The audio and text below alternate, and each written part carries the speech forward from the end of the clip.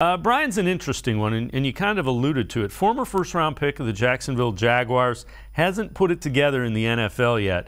This is a look at his scouting report coming out, just to give you an idea of what they were saying about him. Talented defender, raw athletic ability and play traits, lack of production due to a lack of instincts and feel for the position. Was in a developmental phase as far as a prospect goes.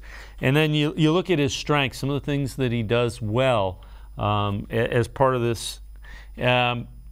Athletically gifted, loose lower body, flexibility, agility to play defensive end, big upfield burst on the ball, gets skinny, slithers through, flashes disruptive potential that's waiting to be fully cultivated, and he's extremely tough and determined. And again, when you have those type of strengths, and that's done by an independent guy, that wasn't somebody, that was before he was drafted. You see what Andrew Berry and the Browns are thinking. Can we unlock him? Okay, maybe Jacksonville was asking him to do some things that he couldn't do. Let's put him in a different system, ask him to do things that he can do. A guy that comes to mind, Takk McKinley from last year. The Browns were on the verge of unlocking that potential again, and he got, he had the Achilles injury. Yeah, you're absolutely right. The thing about him is, and that jumps out in the scouting reports is, right, like I think I read another one where it's like, he's a one-gap penetrator, and he lacks that natural instincts, right? But he has all the athleticism in the world. So really what that's saying, read between the lines, is put him in a position where he doesn't have to think too much and he can just go be an athlete, right? So maybe Jacksonville wasn't using him properly. He's got great strength. He's got great speed once he gets off of a tackle to run down a running back, to run down a quarterback.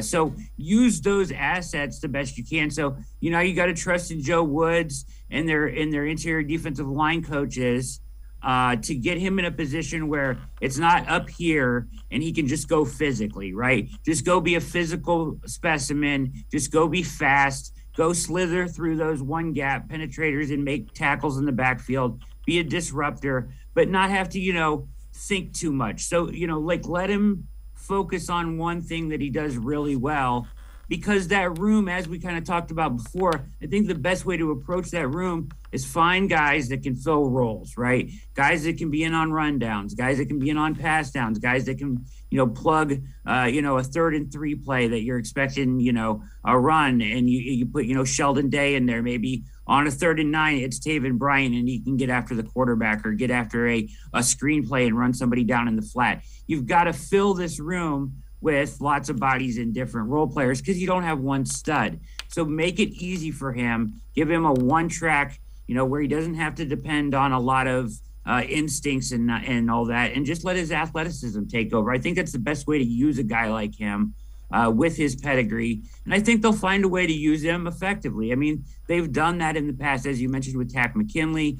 Malik McDowell, another guy that did really well last year. They gave him the ability to get up there and disrupt. Unfortunately, he got in trouble again, but, for the last year, he was very productive for them on the interior defensive line.